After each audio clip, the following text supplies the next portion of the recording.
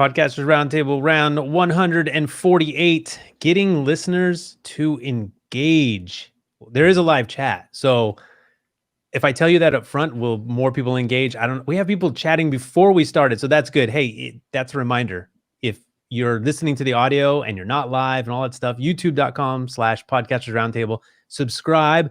Hopefully we'll broadcast at a time where you can catch us live sometime and in the chat, because that is seriously the best way that I know like who is in the audience. So, okay, that's staying on theme. Let's meet the roundtable. Scott, welcome to the roundtable. Thank you, Scott Orr from Code 3, the Firefighters Podcast. Find it at code3podcast.com. Great to be here. Very cool. Very relevant to me because my home state of California is burning down at the moment. So I probably should find out what I need to know about fire soon. This seems to be a theme, but yeah, so Scott's got you hooked up there. Check that out if you are interested in, well, is it firefighting community? What is the focus? The focus is on firefighters in general, but typically more structural firefighters, those who work in cities and towns. Look at that. Do you have a niche in a niche? Look at this, podcasting for the win, right? That's Dave Jackson. Dave Jackson, co-host. Welcome.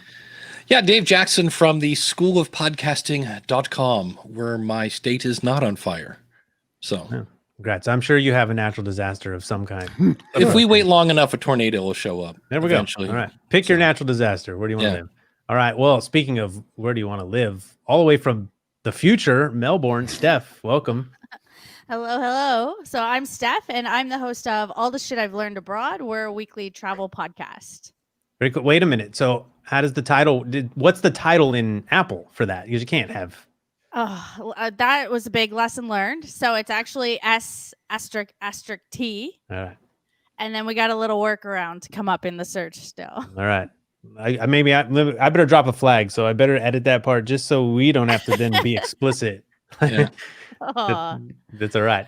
Do you say it in the podcast and do you then mark it explicit? I want to get you in trouble. We do, and we do not mark it explicit, and it has not been an issue to date. All right. Kennedy, welcome to the roundtable. Hey, good to see you. I'm Kennedy from the Email Marketing Show at theemailmarketingshow.com. And where are you located?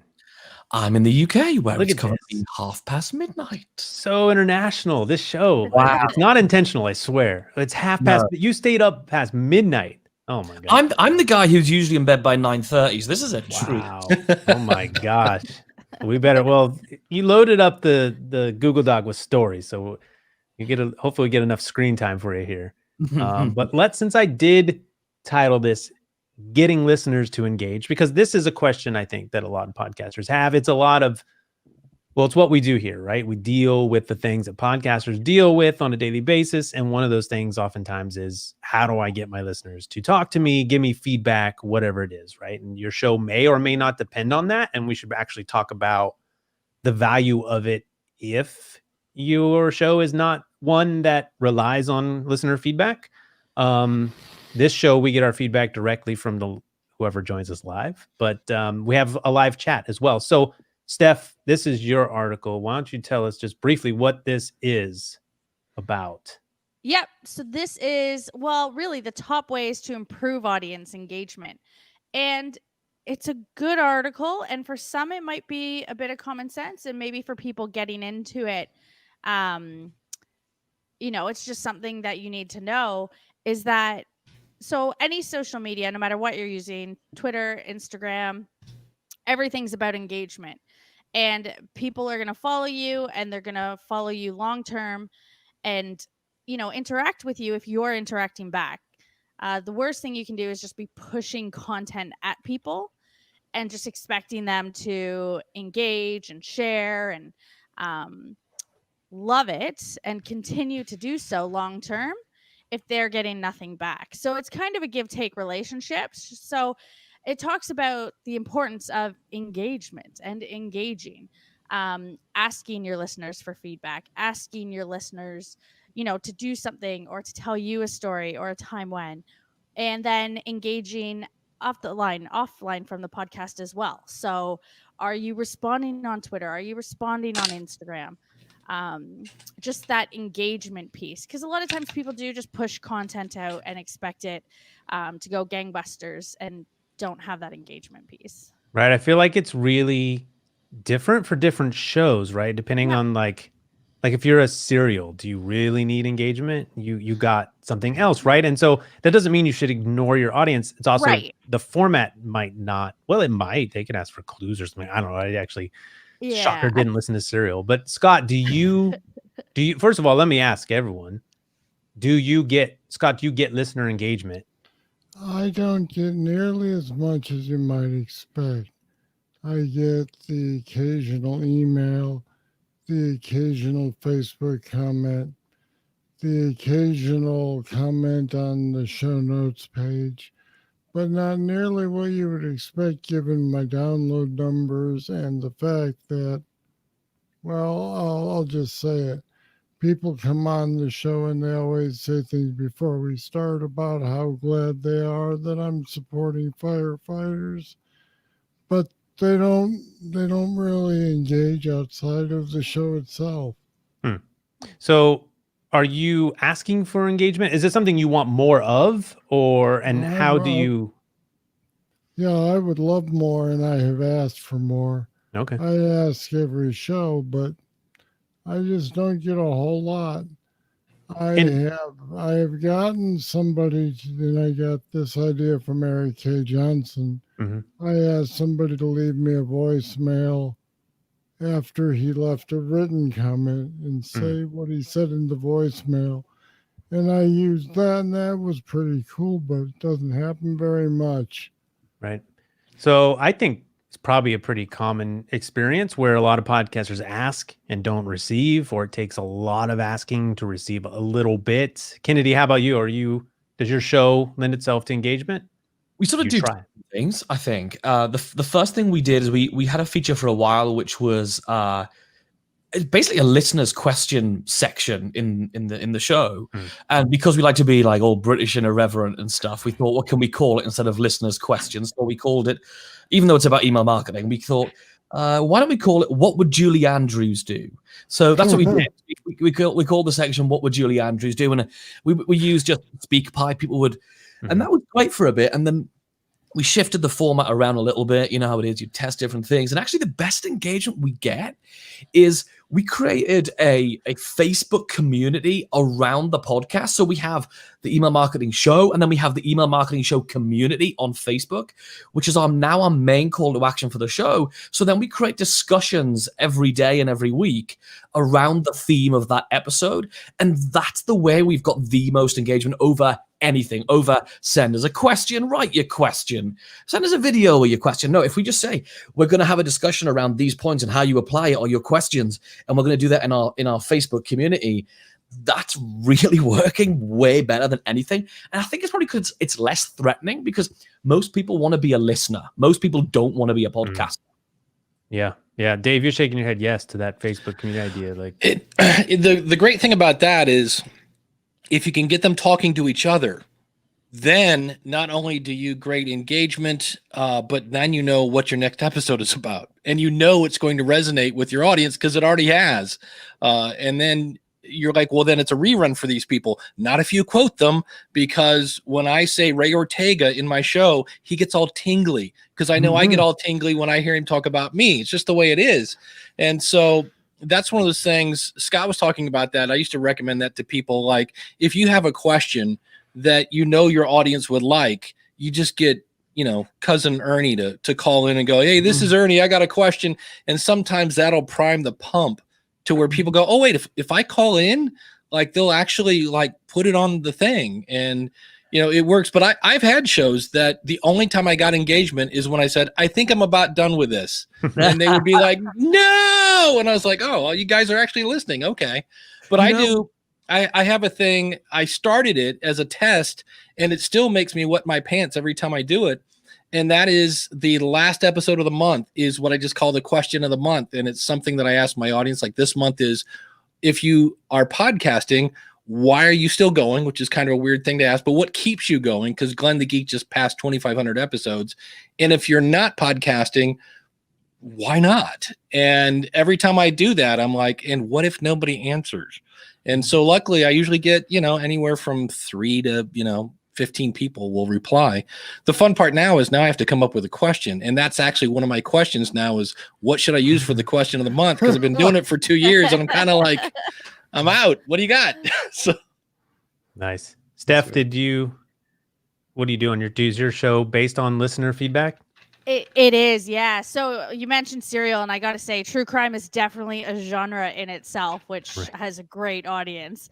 But for ours, it really is. So our show, since we're a travel podcast, our audience are primarily people who want to travel long term, who want to have that dream of quitting their job and going backpacking for a year or so, or people who've done it. That's our audience. And we found the engagement piece has been so key. So either people really seem to love when we read. Sometimes we start the episodes just by reading one of our recent reviews. So same things, people get their names in, and it's encouraging them to also go and leave us a review so they can hear their name. And we get a lot of questions. Our big community has kind of grown on Instagram, actually, which surprised us. Yeah. But because of pictures, right? Because travel is very visual. Yeah. And plus the hashtags. I mean, that stuff that seems like content ripe for Instagram, right? Yeah. So we get actually a lot of DMs. So a lot of episode suggestions, which is great. And just a lot of people who are like, oh, I love this. Like, this reminded me of one time when I did this, and they tell us their stories, which is a call to action we've always had, but we learned we used to do it at the end of the episode. So whatever we were talking about that week, we'd say, okay, guys, like, we want to hear what you've had happen, what's gone wrong while you've been abroad. And then we found that we have to actually sneak that in towards the beginning. Yeah. Because people, if you look at listener stats, they drop out towards the end.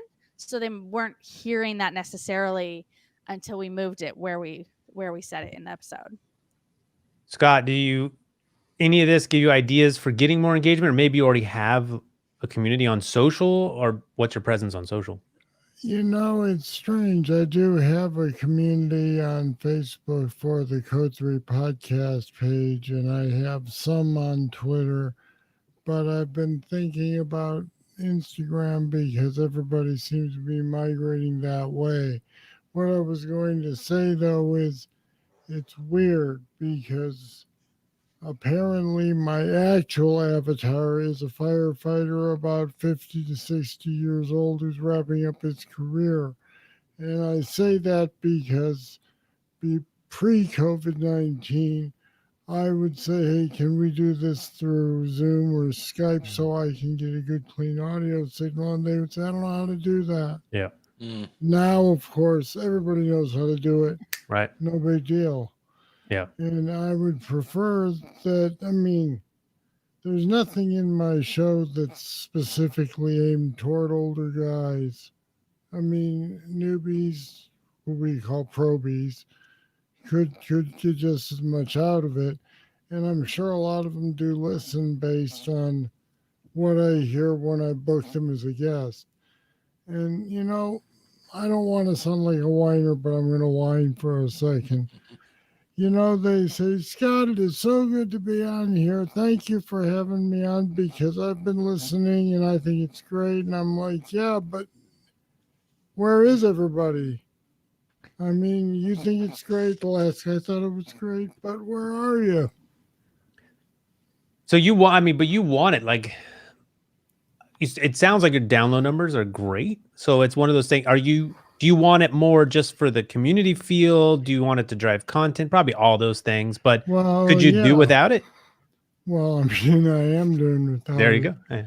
But I would like to be able to use to drive content. Okay, yeah, it helps. I do topics that I know are hot in the community. Unintentional pun there. Yeah, there you go. I was waiting. Because I catch other boards where people are having arguments or whatever. Right. One of the biggest ones, and actually this one drove a little listener response, was what kind of helmets should we use? Mm. Because there's the traditional fire helmet that everybody knows, but nowadays a lot of departments are going to what they're calling a jet fighter pilot helmet, which has the, it just doesn't look anything like a fire helmet. And that's been driving a lot of comments elsewhere. It led to a little bit on my show, but not nearly as much as I hoped. Yeah, say something controversial, or if you know there's beef between like strong opinions about something, that oftentimes, Dave said you said you didn't get stuff until you said you were leaving, the threat of being gone. And people were like, wait, don't leave. Yeah. The same thing works when you I make a mistake on your podcast intentionally. Watch how many people correct you. At least they know who's listening. The other thing, I went over to his website at code3podcast.com, and I was very happy to see right at the top it says contact us. So my favorite is when I see people go, I'm not getting any kind of, things, contact. And you go over and there's no way to contact them or anything. So that's good to see. Awesome. All right. Well, hey, thank that you. was good. Cool. Hey, Kennedy, why don't you pick one of these that you got here? Another sort of topic-y thing. Okay. Should we talk about the fact that 38% of Americans listen to podcasts to improve their mood? Because it's interesting to think that surely we all listen to podcasts because we're obsessed with something, so we've got a fandom podcast going on, or because we want to learn something from Dave Jackson or something. Like, that's the reason we go to podcasts and do all of that stuff. And then you read this data and you think, well, yeah, I suppose we do use these podcasts to escape the harsh reality of the world, of having, we can unplug by plugging in. It's very strange. And what it sort of made me think about was how one of the things we teach with email marketing sort of comes across this. It was just weird how I was thinking about the same thing at the same time. That's why I'm sort of bringing it up. And that is, one of the valuable things that we bring is not just education, but it's hope for some people. Mm-hmm. It's escape, it's inspiration, it's motivation. I mean, there's nothing more inspiring than looking at the fabulous photos on Steph's Instagram of all these places that we could be. We're not. We could be if we were Steph, if we would just listen to her advice. And I think one of the things we easily forget as podcasters is, yes, some people will take the advice. Okay, they might. That'll be lovely. That'll be wonderful. But actually, more than anything, they just want to escape and have a bit of hope. And if we can run that in parallel, then we might ease off on ourselves to do with, I can't really think of anything to teach this week or something. Like, remember, there's other types of value than just teaching. Yeah. Makes sense. I mean, I spoke to a couple different people this week about podcasts and starting podcasts for like the organization stuff. And one of the things, it's the intangibles that I usually have to, people think, oh, I'll start this, maybe get some advertising, maybe it'll, bring something to my business, and all the things you don't see, that the ways that podcast pays. And this is one of them, right? It's people who are just listening and enjoying it. And, I point out that podcasts do well and long format does well because it's intentional listening. So in all these cases, someone has chosen to start that hour with you, right? So almost, why would that ever be? Why would you choose? Like, unless when someone's telling you to listen to the email marketing show for work, which is possible, they probably get assigned your show. But most of the time, the person has chosen, like, all right, I want to listen, which is partly saying, this is relaxing to me. Maybe. Right. The other thing as well is that there's value in being entertained. I mean, Rob, my co-host and business partner, and I are from an entertainment background. So we're both from the world of sort of comedic entertainment. So Rob is a comedy stage hypnotist. I'm what in the States you call a mentalist. So we both basically get into people's heads for a living and make them laugh at events. So we know, like, imagine a podcast about the most boring subject in the world, email marketing, that actually will make you laugh. And so what's really nice though for all of us in podcasting is, for example, I could learn podcasting from a lot of different people. But if I listen to Dave's show every single week, I'm not just choosing that I'm interested in podcasting.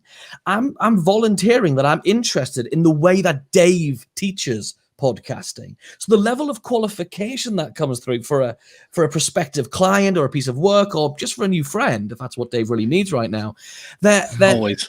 Yeah, right? Dave and Conan both. Yeah. then that can't be ignored as well. And that all comes through those different parallel types of value. Can you hypnotize Dave or work some type of magic on Dave? I see Dave wants it, so he's receptive, Always. right? That's what. I mean, Yeah. I Dave's definitely the most want it. receptive person you've ever met, hasn't he? Yeah. Well, for me, talking about this brings back. I remember one time I was living in Cleveland. I'm in this office. It's late, and I'm putting together a desk. So I'm in like slot A into tab B hell. I'm on my knees are like, what are you doing on the floor? And I was just like, oh, this just sucks. And I turn on a podcast, and the real Brian, I forget the name of his show, something about money with podcasting, came on. And all of a sudden I wasn't alone anymore. It was me and my buddy Brian, and I instantly improved my mood. And I think that's a lot of it is especially if you're talking about something that's super niche. And now it's like, I'm the only person that feels this way. And you turn this on, this other person goes, oh, hey, I'm right there with you. And all of a sudden you're not alone. And that is priceless. So I think it's a lot of it. And, if I want to hear a really bitchin' English accent now, I'm going to the email marketing show. So I'm actually from Texas. Yeah. Hey, and well, you hear, right? A lot of times you hear audiences or podcasters talk about their experiences with meeting people, listen to podcasts, and how they talk about how they feel like they're friends, right? Mhm. So Yes. that's exactly what you're talking about, Dave, right? Well, the beauty of it is I've never met somebody who listens to my show that I go, oh, good God, it's Harold. Everybody run. It's because the people that listen to my show, it's the whole law of attraction, right? You attract people that are like you. So the people I meet are super passionate about their podcast and they want it to be as big as it can be, but they don't take themselves too seriously.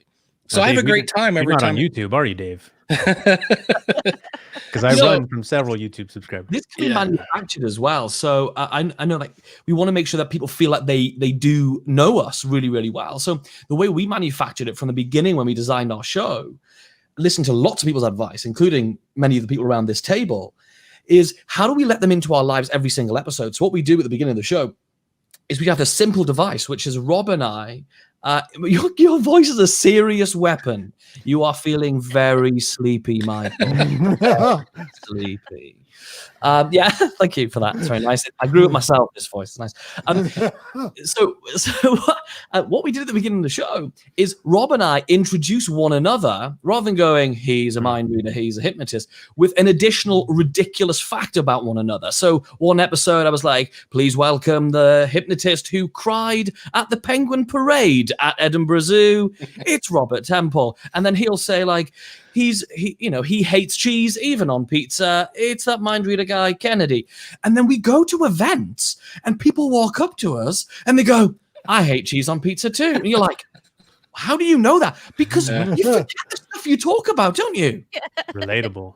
And I'm like, I thought I was the mind reader. I mean, Steph, have you ever had that happen to you where you meet people and they tell you things, you're like, how do you know? Yes. Yeah.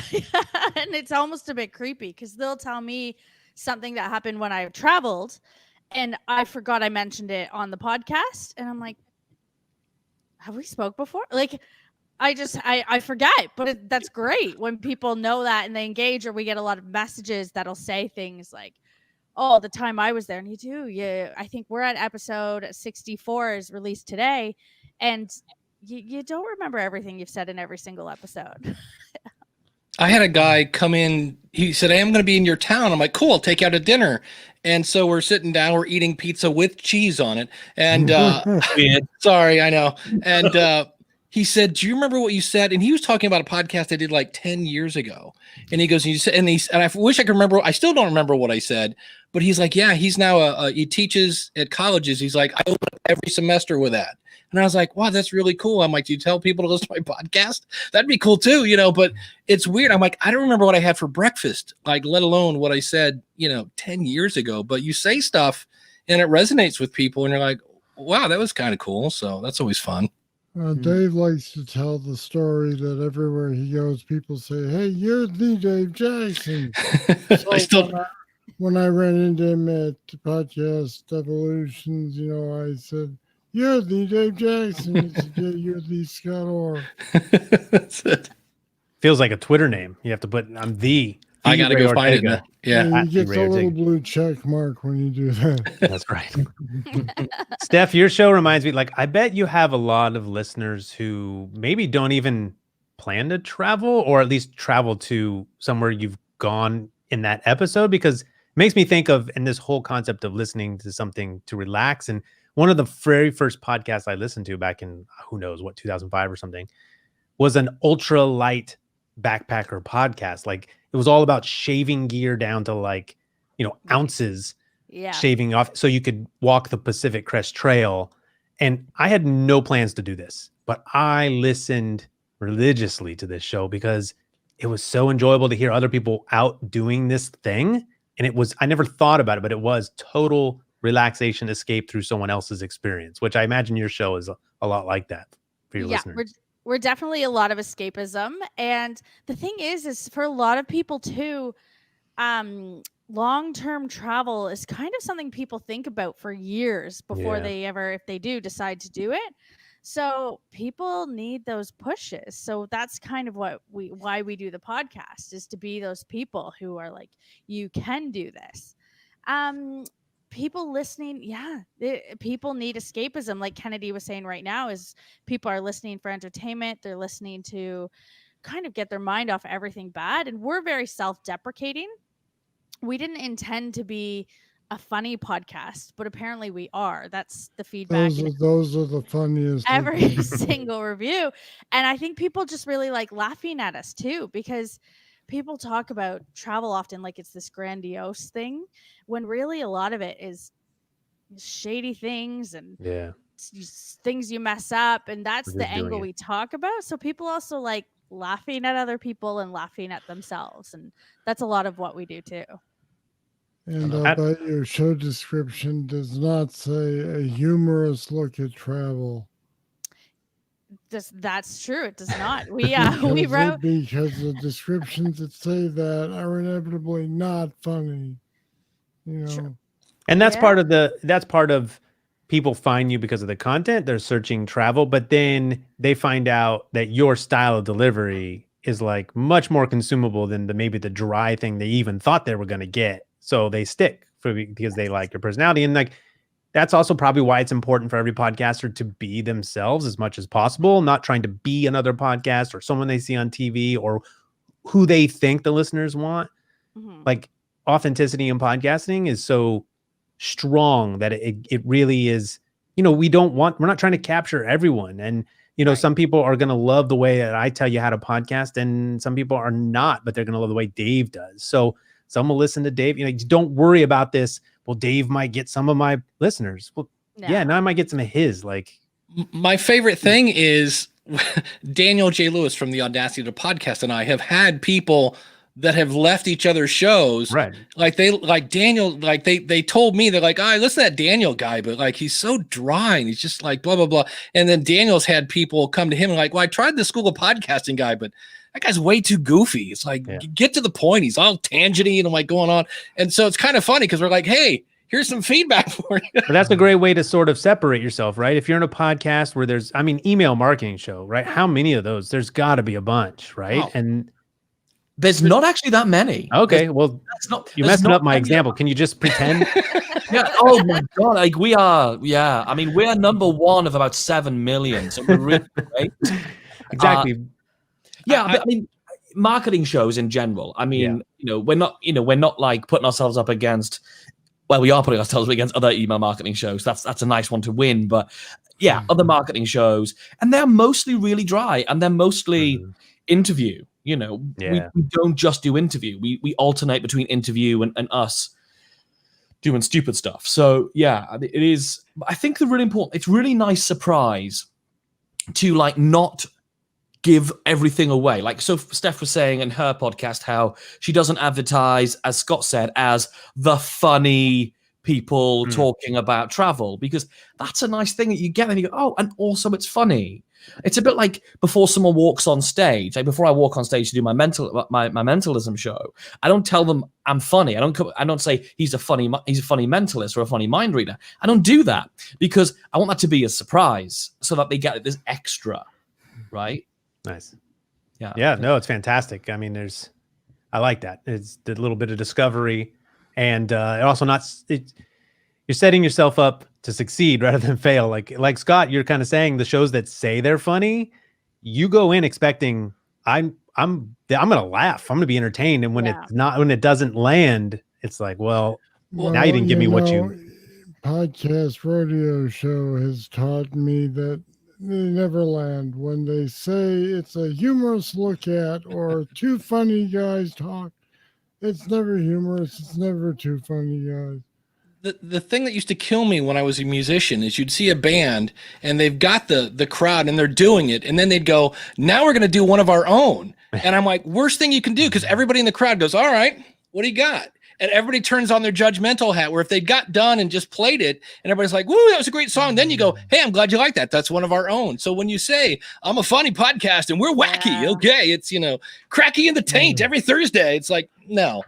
But I did hear a quote that is going to make it into the school of podcasting. So I apologize now for the repeat, because this is definitely coming back. Google the YouTube. It's Trevor Noah from The Daily Show on Howard Stern talking about Dave Chappelle. And he was opening for Dave Chappelle. And Trevor Noah has major imposter. He's like, what am I doing opening up for, like, how am I going to make these people laugh? And Dave Chappelle looked at him and said, look, man, he goes, I know a bazillion funny people. He goes, and I could pick anybody. He goes, but you're interesting. He goes, and you can get people to listen to you. And I went, ooh, that's really, so when you think about like Kennedy, we're like, hey, it's email. Let's talk about blind carbon copy today. But if you can do that in an interesting way, now you got something. So, and I was like, ooh, that's the key there. Like, how long is my podcast? How long should it be? I don't know. How long can you hold their interest? Yeah. And there's a discussion as well amongst stand-up performers of all kinds, which is, but they actually, and it's quite a controversial thing to say, which is they don't actually have to like you. They just have to find you fascinating. Yeah. And that's quite an interesting thing, like, because there are many people we follow in the world who we don't like. Look at all that reality TV show. We're watching it because it's a train wreck. Right. It's a fascinating one, and we're watching it go down. The Howard Stern Private Parts movie. Yeah. They said half the audience loves him, half hate him. Really, why? Well, half said they love him, said, we want to know what he's going to say next. What did the other half say? We want to know what he's going to say next. Yeah. So I mean, I don't know if the moral of the story is give yourself a break, be yourself, or experiment. Like, I think you don't know what people are going to be attracted to. I think it's be yourself too, and grow as you would naturally, and grow with your audience. So you can have both. They go hand in hand in terms of not taking yourself too seriously. For example, we got 2 reviews on the same day. And usually we have about 3 minutes of banter before we really get into the topic of the day. And one person said that they loved it because they feel like they're having coffee with their friends when they're listening. And someone else on the same day wrote, like, too much banter, did not get to the topic, did not like. And it's like, it was the exact same thing. One loved it, one didn't. Yeah. That's so different people are looking for different things when they tune in. Yeah. And be careful of the squeaky wheel, right? Because you've got the silent majority of most people won't say anything. And that pre-show banter, like if you went from a how to podcast 101 thing, like we probably wouldn't tell you. We would probably tell you, get that out of there. But that's not, it's sort of know the rules so you can break the rules type of thing. Because I work on shows where there's 5 people, there's 5 hosts, they each tell you what the weather is in their town. Half the emails would tell you they don't like it, but this show does way more downloads than any show I've ever seen for being hyper niche. And it's something relatable about it. It's that thing that when they're met in person, people just blurt out the weather. They're like, hey, it's 38C today. And like in wherever I'm at, like it's something part of that process. So, and they don't cut it out and they get a lot of email. That's what the 30-second skip button is for, right? Podcasts have that unique feature. So it is, it is a weird thing, right? So you're not going to please everyone. You got to, I don't know how you make those decisions. Kendi, you were like shaking your head. Like I said something and you were in agreement, but I mean, what you said there was really interesting about this thing in performance where we all, if we're trying to be funny, if we're doing something that's comedic or entertaining, we all obsess over the person who's there with their Right. arms crossed, hating you. Yeah. And we play the entire show to them. It's a bit like that whole thing of, why do we in the world of self-development, like, you know, we obsess with developing ourselves, and all self-development is saying, look at all the stuff you're bad at. Don't you wish you were better? Whereas what we should be doing, right, is looking at the stuff we're good at and making it better. Dave's dying. So this is what That's you missed. so true. If you're not watching, you could actually just go to podcastersroundtable.com/148 and watch Dave at the, I don't know, where are we, 35-minute mark, just explode with laughter, which is, you win, Kennedy, by the way. It's always my goal to see who's going to make Dave. But it's got to be ringing. It's got to be ringing so true to Dave. I think he's read a lot of self-help books, and he's like, yeah, bookcase is full. You know, it's like every, you know, it should just be a new book. Like, here's why you're messed up. You know, it's like, ooh, give me that. So, are you feeling too good about yourself? Read some self-help. Yeah. Well, going back to the thing of people tie into podcasts to feel better. Has anybody watched the Oprah thing, the Uncomfortable Conversations? It's really good, but I watched 4 episodes, and at the end, I hated myself because I'm a middle-aged white guy. But I learned, but I did learn some stuff that I was like, ooh, okay. I'm getting more insight. I am not woke, but I mean, I'm doing my best to be as woke as I can be. But there were things I was like, oh, I get it, you know, and this and that. But at the end, I was like, okay, can we do some fart jokes now or something? I'm like, I just can't. It was so serious and so heavy that I was kind of like, okay, cool. I've educated, but I need something to, like, it was heavy. It was stuff that I was like, wow, I want the world to be a better place. And I was like, let's talk about weight loss or something. I have Kennedy's podcast, and you just go into the. Well, I tuned into Talking Fat with Jennifer from Congressional Dish and Jonathan from Trivia Warfare, which is like catching up with friends. How does she have time to do another show? My gosh. I didn't know that it existed. Side note, Jen, I didn't know she had another show. It's Jonathan is trying and he's lost 50 pounds, and it's called Talking Fat, and they just get on. And it's basically just them recording a conversation, holding each other accountable, and that's it. There's not much to it, but it's, for me, I know both those guys. It's great when I hear Jonathan is doing great, because then I'm like, all right, if Jonathan can do it, I can back away from the Twinkie and keep going. Steph, you have a article here, charging your guests an appearance fee on your podcast. Yeah, I read this article. That guy's a hack. Does anyone do this before we even talk about it? Yeah. Has anyone been victim when I was saying this? Like, is anyone? I've actually given some thought to paying the guests. Oh, the opposite, even better. Yeah, I'm sorry. Go ahead, Steph. I jumped all over you. I'm sorry. That's okay. I'd never actually heard of this until a few weeks ago when kind of a podcasters group I'm in, someone put the question out there, and I was floored to learn that people do this. Yeah. So when I was doing research for this episode today, this one really caught my eye. And, you know, what I liked, because I could not personally think of any good reason to do it. So I liked that he did talk about reasons why people might do it. So some arguments for, some arguments against. I think I'm mostly against. I don't know. I mean, if your podcast was on fire, then you might be able to charge. Like, that's who does it. So, you know, I could see where a podcast that has more guests than it can handle, something that's super popular. Right. I don't know. That's not how I would decide who makes it on, because people buying this is as bad as people buying their way into politics. You know, whatever it is not the places where you want people money to be the influence. But so I don't know what good reasons are. Steph, did you see anything in there that you thought, that's maybe an okay reason? Personally, not for me. I mean, I don't want to offend anyone who decides to do it if it's the right thing for them. But I just think having a guest on your podcast should be mutually beneficial. And obviously, of course, it's probably going to be more beneficial for one than the other. Whether you're getting a big name on your show and they're really helping you out, or whether vice versa. Like, you have a really big show and you're giving someone a new audience. And that's why certain podcasts, like the one I referenced, do charge, because it is such a bump to that person. It's almost like, you know, if Obama tweeted your handle out, guess what's going to happen? Like, so people pay for that. And there's all kinds of ways to look at that. Does anyone What does everyone else think?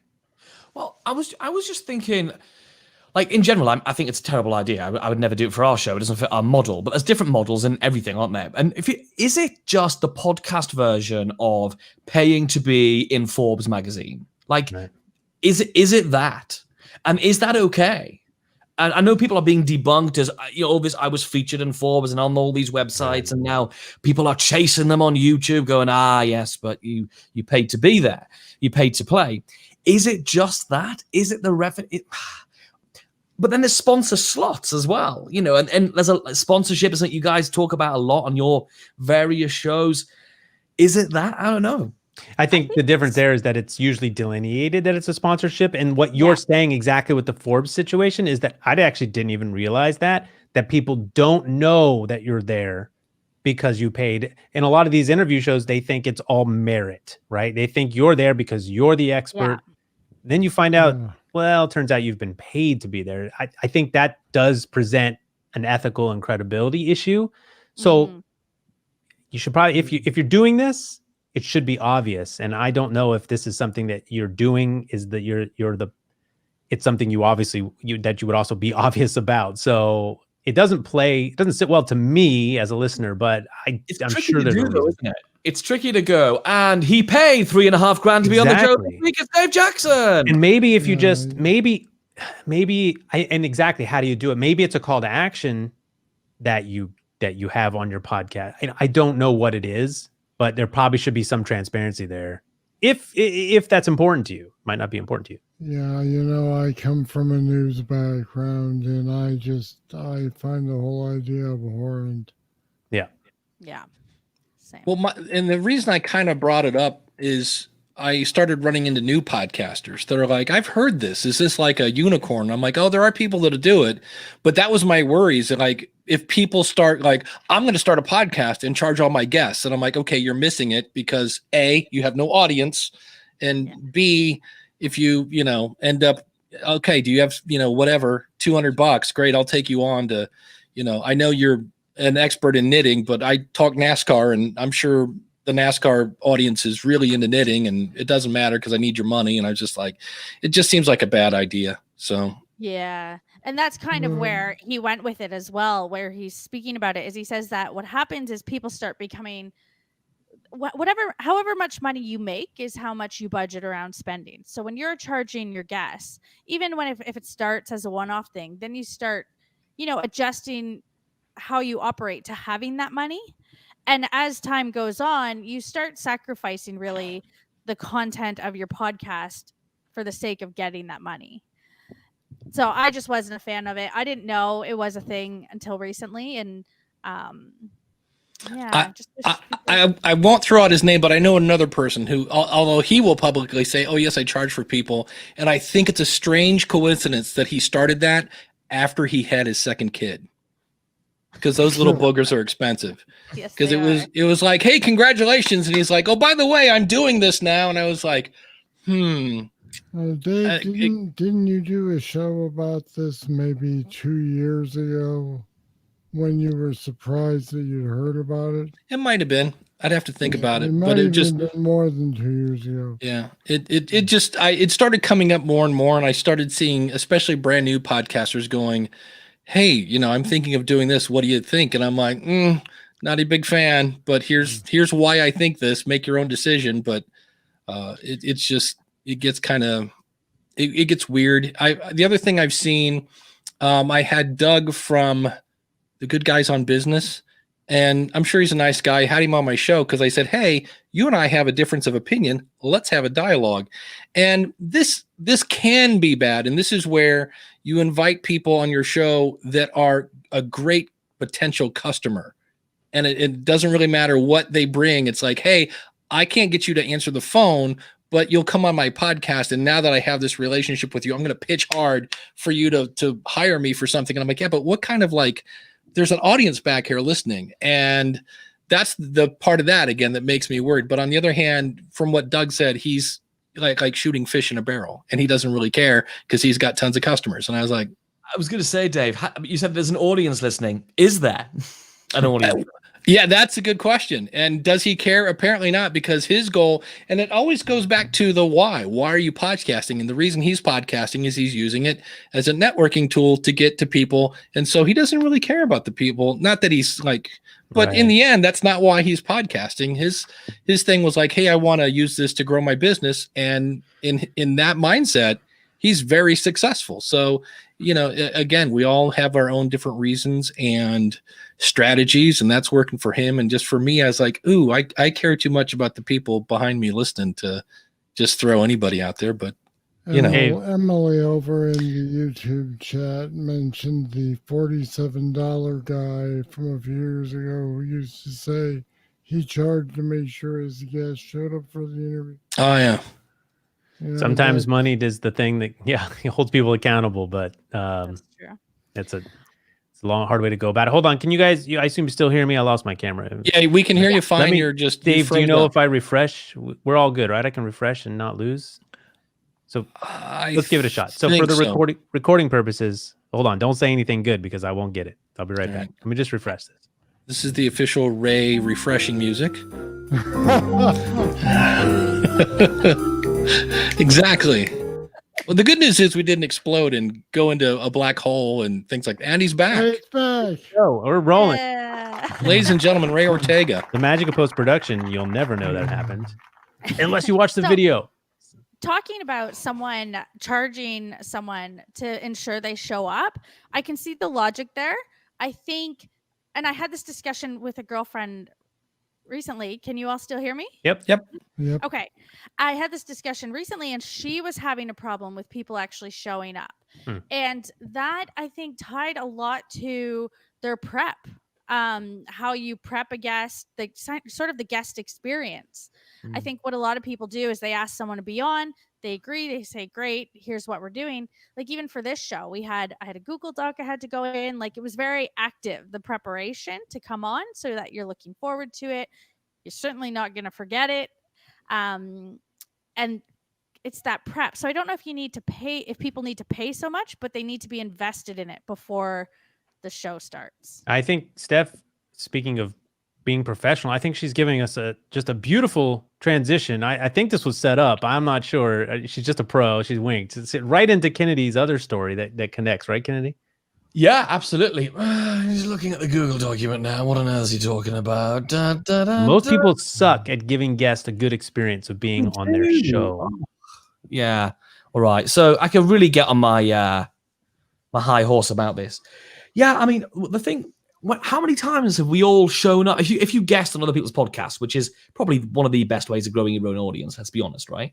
So, but when you show up and like the guy I remember when we used to work from a physical location, from an office rather than remotely, we would like bend over backwards to be on people's podcasts. Like last year, we did 60-something podcast interviews, which is a fair number as guests, right? So it was pretty intense.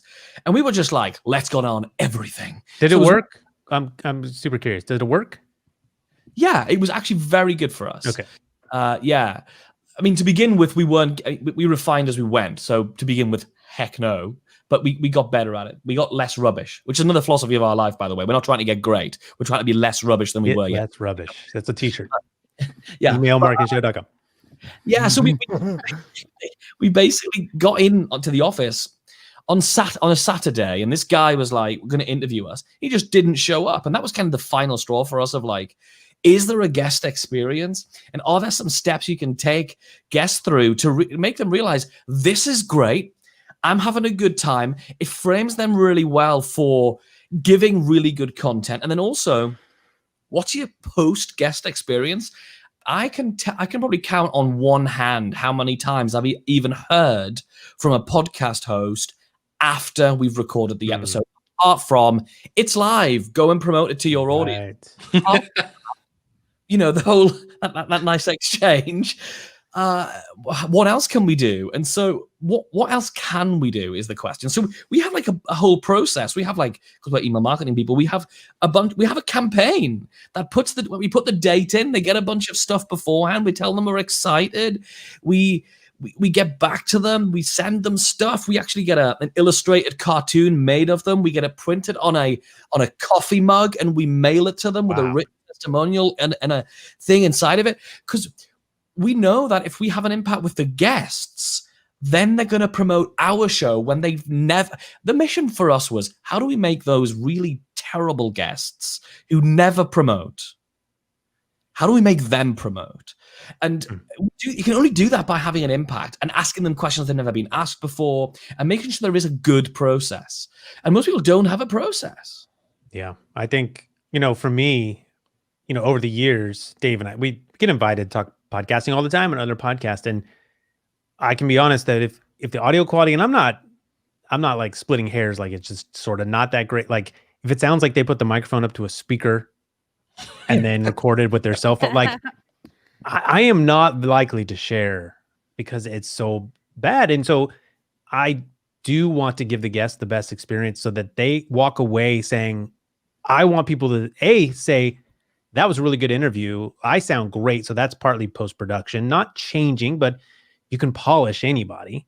And just having, and maybe even the way you format the show, that is real. People want to share that episode. And we talk about growing a show and all that stuff. And that is, word of mouth, 1920s marketing. That's the one thing that podcasts, it's not that different than old marketing. And you want people to share it. And that is a good way that experience, I think, is a huge part of that. You're right. Well, go ahead, Steph. Oh, I was just going to say, I think, too, it really is in terms of being less rubbish. It really is a learning curve. Our first guest that we ever had on, amazing guy, great audience. He was a really good fit. And we didn't know yet the whole piece about prepping your guests. And I just assumed because he was so big and had such a big following that he knew things, which was a big mistake on my end. And he actually did the interview with headphones and the little clicky piece that you hold while you speak. He did the entire interview, I found out afterwards, through one of those. And the audio quality, that's one thing. Our podcast, my co-host is in the UK, so we record remotely. And we always have comments on how amazing our audio quality is. And that episode, we were both like twitching our eye, like it was so bad. And we put it out, but it was like nails on a chalkboard for us to put it out because the quality was so bad. And we learned really fast, you have to prep your guests. We once interviewed a guy who was sitting on a park bench holding an SM58 plugged into his phone. I kid you not. It was beautiful. I mean, if anybody ever needs some new stock audio of birds singing in the background, we've got a load of it. And I think that the assumptions we make, and oftentimes a podcaster is new at this. They don't come from a traditional media background, and the assumptions we make, we'll learn those things out really fast.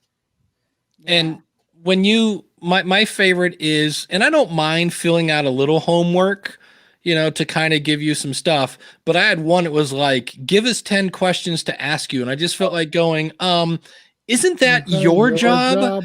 And I was so tempted to put like, what's the worst thing a new podcaster can do? And I was going to answer it was make your guest come up with 10 questions to answer.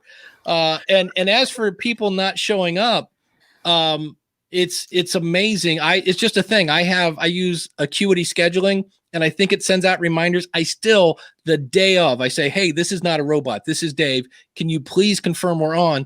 And the last person that didn't show up is a New York Times bestselling author. I'm going to have her on my weight loss show, and I'm sitting there waiting for her. And I was like, hey, what's the deal? And I found, I knew something was up when assistant A's name was whatever, Kathy or Cindy or something like that.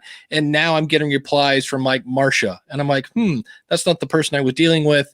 And somewhere in the process of somebody left and somebody came on board, they had no idea I was interviewing. And I'm like, hey, I'm in the Squadcast. Come on over. We're here. So, and she said, hey, can we reschedule? I'm really, really sorry.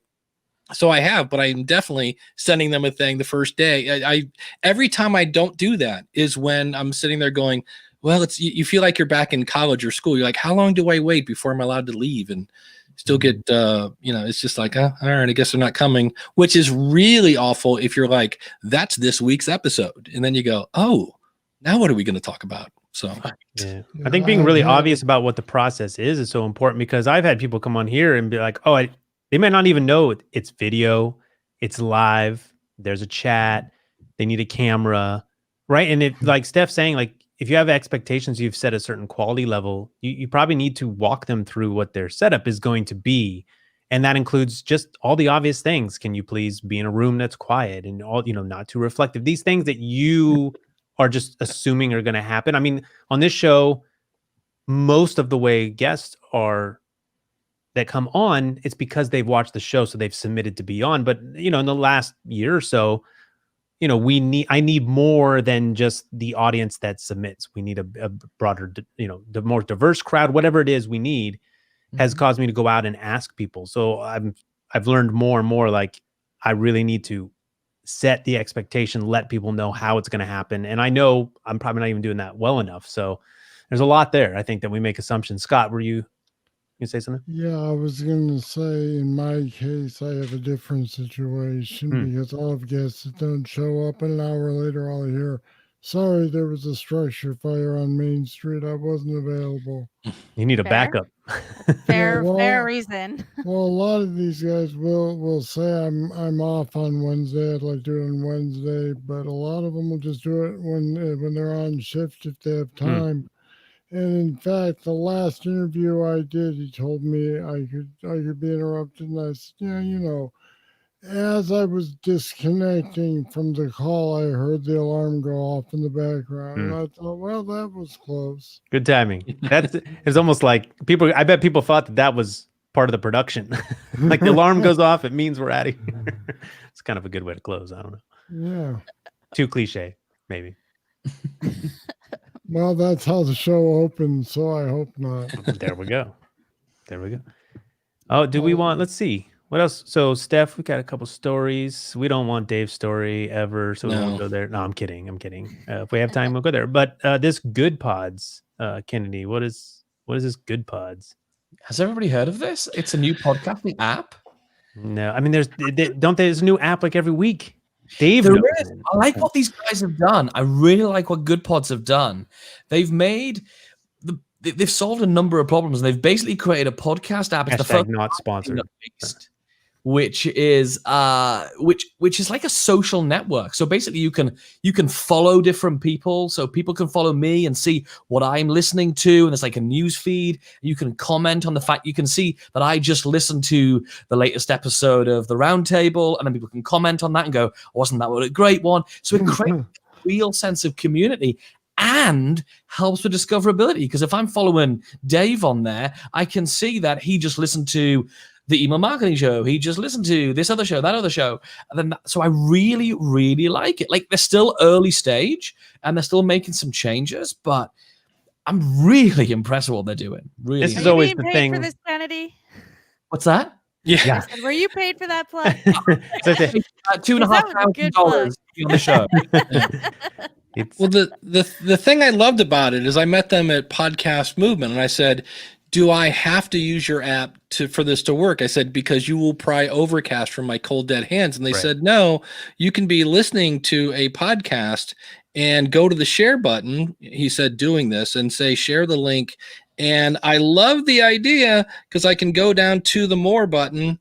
I hope they're watching. And at the very bottom, there it is. It says Good Pods, and it's going to share it over there. And it says, here come Good Pods. And then that happens. And it just spins and spins and spins. So I need to contact them and say, hey, I'm using Overcast. I'm on an iPhone.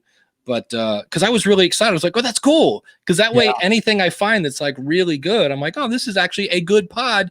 So they're close. So it's what's cool is I know I think they're still early, but I think they've got a really, really great good idea. And that's the important part, right? Is like, what do they offer that you don't get? Because you are not like Dave's. You're not going to get people to move. Like, people are pretty married to their podcast apps, right? Some people might, right? But Dave, like, you're pointing out that they have something that doesn't require you to, I guess, be in the app. Like, I guess if you want, I've always said, where's the like button for podcasts? Why these podcast apps don't allow me to like and then let the podcaster know you, like, give me hearts. Like, I mean, why not? Like, on the episode, why am I not getting that kind of feedback? I mean, maybe it's a technical issue. I don't know. But come on, where's the like button for podcasts? Mash that bell. Mash that subscribe button. Yeah, Right. exactly. Smash that like button. But I'm with Kennedy. I love the idea because it's word of mouth is how most people grow their audience from people going, I really like this. So I thought, well, this is cool because when I do find something that's, above and beyond, I'm like, oh, cool, this is going into Good Pod. So as soon as I get that fixed, I'll be using it over and over and over. I really love the idea. I have switched because I'm on Android for various reasons, and I don't like I can't get along with Stitcher whatsoever. No. I can't. I mean, Google Podcast will be great when they finish it. There's not a really good app for Android yet. I don't think. I really don't. But this is close. Apart from the technical issues, but I've switched. I really like it. And there is the star rating. It's not just like. You can give it each episode a number of stars. Oh, nice. Episode. They've made social and podcasting coming together. And by the way, I'm not involved in the company at all. I like it. Steph is skeptical, but all right. Yeah. Well, and not to completely pee in their Cheerios, the little scenario that I just did is a really, really weird scenario. Not everybody's going to be doing that. So yeah, it is. Yeah. Hey, let me throw in a little PSA on customer service here, if I could. If you're a podcast host provider, don't take 24 to 36 hours to respond to help requests. Because Brandex did that to me after we had a problem, and I dumped them because 36 hours, it's a little too long. It's a lifetime, It's okay when you reach out to someone you're not paying, like a podcaster or YouTuber.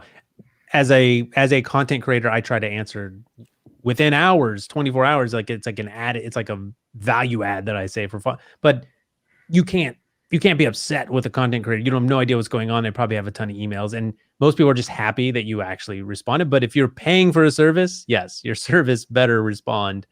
Interestingly, I asked Dave Jackson, Daniel J. Lewis, and Evo Terra, and I got the same answer for where to go. So I went to that hosting provider, and they give very fast response to their questions. So I'm very pleased. Yeah, and can I piggyback on that? Yeah, sure. Not that Scott did this. As somebody who's on the other side of the fence in support, Dave is getting your email. When you email the tech support people and go, my links aren't showing anywhere, please fix this now. Okay, what's your podcast? Where are you looking for links that it's not showing up? Which episode is it? Be descriptive. Assume that the other person knows nothing about what's going on. And I'm 3 years old. Explain it to me honey, I'm looking in iOS. It's episode numbers, and please don't tell me episode 17 if your title is not episode 17, because I don't have to go 1, 2, 3. Just treat me like I'm really stupid and give me all the details you can, so I can do what you just did to determine there was a problem. And I'd say as a content creator, so for all of us that aren't in customer service or don't have a business, this is easily applied to your own content, right? And so like I said, I try to turn around comments as fast as possible. I do this on YouTube, and it's a little sad, but just answering a comment on YouTube, not even quickly, but they're so thankful because people leave comments on YouTube, even questions, don't expect to get an answer. And so it goes a long way for your content, and that'll stick, and people may be the whole reason. I've had it be the whole reason someone subscribes, right? So being responsive is not something that a lot of content creators do. So that's another way to set yourself apart and really maybe, nail in that subscriber. And we've come full circle on engagement. I was going to say, look at you bringing it back around. I want to ask Kennedy, the extra mug and stuff like that you talked about. How much effort is that to send that to a guest? We have a really good process. So so it's not that no. I mean, what does it take us? So we have a process which is when the guest comes in, we ask for a really good photo of them, which they imagine we're going to use in the promo material. We don't. We send them to our artist.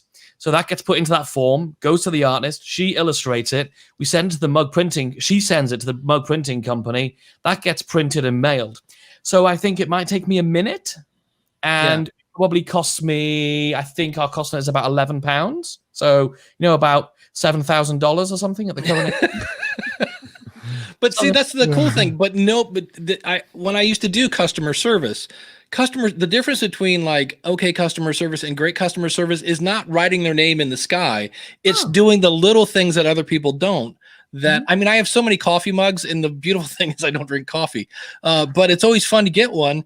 And it's exactly what people are going to do. They're like, oh, you know what? I remember I every time they drink out of that, they're going to go, oh, that's Kennedy from the email marketing show. Yeah. And we often, when we speak to somebody who afterwards, like if we do a follow-up with somebody afterwards, because that's the other thing we do, we actually arrange a meeting to catch up with guests afterwards and see if there's any way we can support them. Something else apparently nobody does, because there's amazing opportunities for introductions we can make for them, or work we can do together, or just to make new friends or whatever. And it's amazing how many times I'm doing that. On the shelf behind them, there'll be the mug. And it goes on social media. They're like, the guy sent me this. Well, now they've got another reason to talk about your show in front of their audience. So it's not a selfless act at all, of course. Right. I think that's really important. Another thing that we like to do, we don't do a podcast guest, we do some other things. Do you know the app Bonjoro? Do you know about this? Yes. And Loom. Yeah, and Loom. And there's Bomb. Yeah. Yeah, Bomb. That's the one. Yeah, personalized video. People go berserk when you do that. If somebody leaves you a comment or something or whatever, if you can do a personalized video and it's amazing psychologically the impact of a little bit of significance. It's insane. Yeah, it really is. Yeah. So when Ray leaves that comment, even if it's a like or a heart or a whatever, it's like, wow, he's actually paying attention to what I said. Yeah. So well, especially on YouTube, a lot of comments that have a question go unanswered. Yeah, it's amazing. You'll see, from 5 years ago, they'll have a question. Nobody ever bothered to respond. And I'm not saying you can't. You go on to, if you're lucky, you get to a place where it's not necessarily doable to respond to everything. But if you're building, these are all those small things, and we see, podcasts are hard enough to keep afloat. Like most of these are passion projects, volunteer type things. And it's hard enough just to get episode 8 out, let alone follow up with the guest and prep the guest and send them stuff but it is an opportunity because it is so hard to do the rest. These small little gestures can really make a difference and separate you. So, I mean, these are just ways that people are always asking, what else can we do? How do we get more engagement? How do we get, and this isn't the thing. It's not the thing that's going to get you to, 100,000 subs, but you build slowly. It's just a piece of many pieces. And hopefully it's an idea that someone might, be able to use and say, oh, I didn't think about that. Right. And right. The other things that you could do as well, which we have in our automation, is we do a re-promotion of that episode. So we have like an automatic thing which comes through and says, oh, it's now time to re-promote the episode where we talk to Tom from AWeber or whatever. And so that goes out as an automation to him, which says, we're going to do a re-promotion of your episode this week. If you want to talk about it. And then we also do a re-promotion at our end. So we get a second go at it. And also we get to sort of reignite that relationship, because often months go by and how many times people go, was I on your podcast? Well, we've done it before. We were on your podcast. Oh yeah. Oh, it was the best thing that's ever happened to us. Yeah, I remember it. And it's a good point. I mean, a lot of people, that is extra. Just re-promoting old content is something people don't do enough of, because it's like they tweet it once and it's gone. They move on to the next episode. Years go by, and there is value, and there's a lot of ways to bring back the same content without repeating yourself. And so, but taking that extra step and then also letting the person know you're re-promoting it. I mean, at a minimum, mention them. Like, I'm sure they're, put them so they're tagged so they know, but actually telling them is a good tip. But actually, I think it was something I heard. Sorry, Steph. Go ahead. That's okay. Oh, I was just going to ask you, how much time do you typically leave in between that re-promotion from when it first goes out to when that happens? It's an automation. So if it was manual, I would absolutely know. I think it is 5 months, but I may be making that up. I'm sorry. But one of the things that makes that re-promotion much easier is, I think it was a bit of advice I got from Dave, but I may be miscrediting you here, Dave, so apologies, is we on this show stopped using episode numbers completely. And the reason we did that was because if you're now on episode 82 and you say, hey, go and listen to episode 3, there's this real perception that that thing is old and out of date. Whereas if it's just a name, so we now don't go, the show notes are at emailmarketingshow.com/012. We have in our personality, we have a stupid word. So we have episodes at underpants and sausage and, whatever it's going to be. It's, as I said, it was a weird show. It is pretty weird. Interesting how you came up with those back to back, but it's a psychological show. We don't do that here on the podcast. Yeah, but it helps you practice them really easily without making them dated, so people actually feel that they want to as well. Yeah. I think it was Dave who said. I'm two ways about that. It's tough because dates can be relevant. I'll pile on to Dave for a second because I know he does that, and it seems that his pretty links are /show number. Yeah. And the thing is, you're on what, 700 and something? Yeah, 36, I think, something. So when I see one that says /400, I'm like, yeah, but I've already heard that. 400's Binky and the Wiz, though. That's the best. Yeah. Oh. It's the only one I remember. Right, is episode 400. So. It's tough. It's tough. Man. It's tough, Binky. Yes, because when you are in so many shows, like, how do you organize it? Like, but I think there's definitely ways to, I don't know. There's ways to surface old content and make it new. Like, Lips and Elsie, she does this great. I'm pretty sure it's Elsie who she's doing, and I talk about it all the time because it's my favorite example of, a podcast has one title. This is called Getting Listeners to Engage. That's it. It's not called Getting Listeners to Engage, Good Pods, Things I'm Obsessed with. It's not all the things we talked about. We talked about so much. So if you repurpose and sort of surface the other stuff that's buried under the title, just the title, it can make it relevant. So even if it's episode 400, maybe in your repost, maybe that's where you don't. Like if you've decided that episode numbers are needed for organization, that works for you. Like I am going to put /148. You don't have to surface that in the it could be surfaced in a URL or something too, but give the reason, like give a reason why someone might want to listen to why it's still relevant. I don't know. It could be helpful.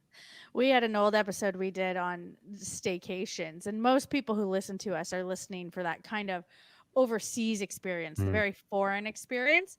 And it wasn't one of our most listened to episodes. And then when the pandemic started hitting and no one was traveling again and flights were being canceled, we shared that episode and it went gangbusters. We had more listens in a week than we had total since we'd posted the episode. Just because old content can become very relevant again. And that's smart. It's smart to recognize that, right? And I mean, Dave, how the heck can you even remember so hopefully maybe you're organizing it in some keyword way. I mean, a website can help with this. So you can actually type in, I type in guest names to the Roundtable, podcast Roundtable all the time. Because I'm like, have they been on this show? Right. And so, or what show were they on? And there's no way at this point after 148 rounds, am I going to remember who was on here and who wasn't? So a good reason for a website is to help with that. And, Steph, you could type in, whatever, like staycation, like, did we do? And there it is. And you're right. Like, the moment may present a perfect opportunity to sort of rehash something you've already done. Yeah. I love that.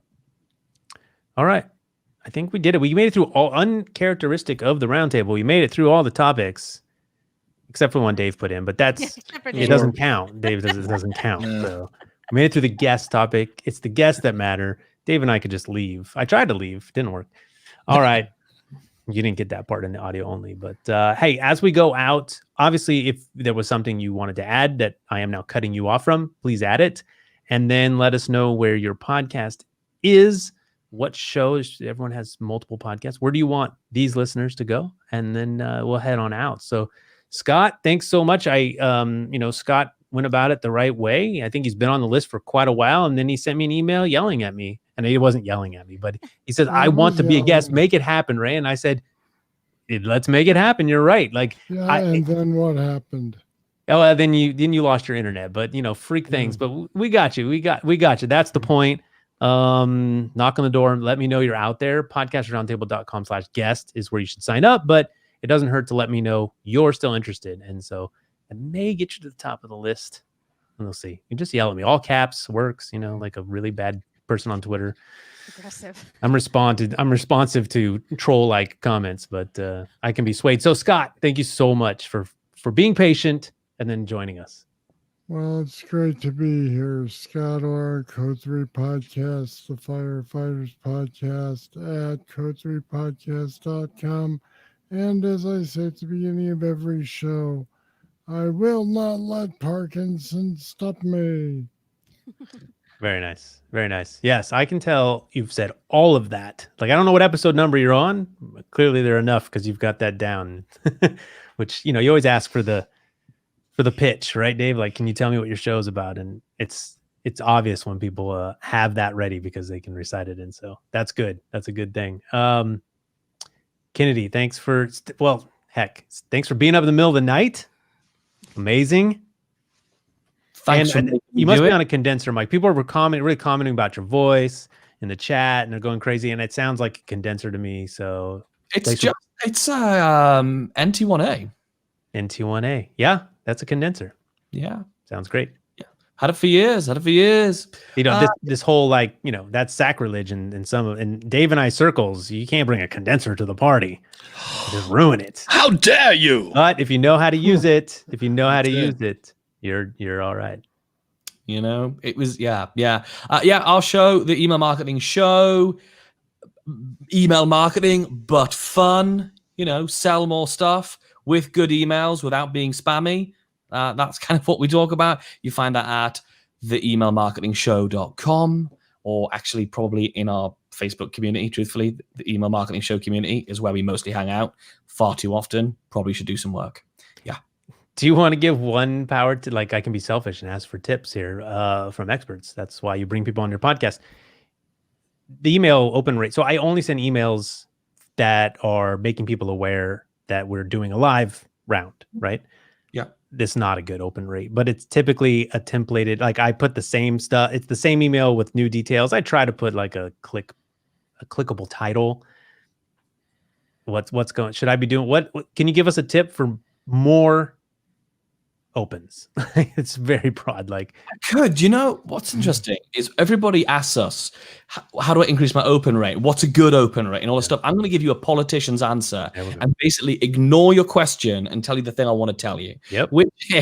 Which is open rate doesn't matter. The only statistic we need to worry about is what is our earnings per subscriber. That is the number we need to look at. So if we look back on the last month, so right now we're looking back at July, how many subscribers did you have in your email list? How much did you earn from them? Is that higher or lower than the previous month? That's all that matters because subscribers to an email list are not Pokemon. You're not trying to catch them all. All you're trying to do is earn money from them. How does that relate though? But a lot of podcasters money's not what they're looking for. They get paid in listens. So if you don't open my email, you don't get the content. Can you relate that to a podcaster who's not selling something? Sure, I guess you could. I mean, we don't think of it in that way, but I would look at that as what's your open rate, what were your downloads that month, and how do if the currency, it's basically what your currency is. And if your currency is number of downloads, or is it number of minutes, however you like to measure your success, but make sure you're measuring the right metric. In truth, the way to get more people to actually open your emails is to look at three things. One, the sender name. So most people will send from their company name. So it'll come from Podcasters Roundtable. Don't do that. Nobody reads emails from businesses. Send it from Ray. Send it from Dave. Send it from Steph, because I want to receive an email from a person. Second piece is the subject line. And the third bit's the bit that nobody talks about, and that is the preview text, which is an extension of the subject line. If you start your email with, "Hi, I hope you're well," no, you don't. You don't know me. And you just wasted a whole bunch of real estate in someone's inbox. So use that to make me really want to crank that email open. Very cool. All right, we can do this for another hour, so I'll let you off. That was good stuff. I appreciate it. This is what I hope. Put some real spicy value at the end, and then we'll see those retention numbers. But I guess, Dave, I should say, wait until the end until you hear Kennedy's super secrets to getting more email opens, but we're not. Woo. We're just not that good. All right. Thanks so much. Steph, thank you for being from the future. It's amazing all the way across the globe. It's just as exciting as the past was here. The past hasn't been What so a- what a good. shame. Yeah. Right, that's it. Tell us it's better out there. All right. It's better. We're about to start burning, so I don't know. We're Right. about to be on fire. We're going into that. So I can't say it's better. Your podcast is tricky, right? Because it's based on travel, which we're not doing, or it's just Americans. Everyone else gets to travel. No, Australia is like They're locked down. travel is halt. So it's been an interesting time being in a travel podcast. And Yeah. what's actually really getting us through is actually listener requests of things people want to hear right now. So Yeah. almost every week right now is listener requests. So you've been able to pivot. I mean, in a way. I mean, like you said, that staycation one. You just had to be a little more creative with it, right? Exactly. You got to be creative. And it goes to show, my co-host Andrea and I were talking last night just about how this time kind of also shows who has ongoing content and who gets stuck right now. So it's an interesting time in the travel podcast community. Awesome. So where do we find your show if we want to figure out how you're figuring it out? Yeah. So you can follow us on Instagram at shitabroadpod. And we have our website, which is alltheshitI'veLearnedAbroad.com as well. So okay to use in a at name. You can swear. Can you, right? You can use swear words in an at name, no problem. I mean, how do they know? Like if it's blended with other words. Yeah, they had no problem with it in any social media. Although I will say, lesson learned for anyone listening, we can't run, not that we want to, but we can't run targeted Facebook or Instagram ads because of the title. So that's something for people to think about. All right. More tips. Look at all this value at the end. If you're not listening to the end, you're just missing all the good stuff. Dave Jackson, co-host, checks in the mail. Thank you, man. Yeah, thanks. Always fun. This is I love this. This episode was not that they're all not awesome, but this was a good discussion. I was glad I was here. I'm Dave Jackson from the schoolofpodcasting.com, where I help you start your podcast and grow your influence. Very cool. All right. Well, I already told you where to go to sign up. Do it. Subscribe, all those things, smash things, whatever. I mean, you're stuck inside. You got nothing else to do, right? I don't know. Thanks, everyone. We'll see you for 149. We're getting to 150. Numbers mean nothing, but it's kind of fun. So hopefully you'll return, and we'll see you next time. Thanks, everybody, for joining us, especially in the chat. You guys are Michael Reynolds tearing it up in the chat. So thank you so much. And look at that. Scott even just answering questions. He's multitasking like a true host. So thanks again, everyone. Wave goodbye. We're out of here. See ya. Bye.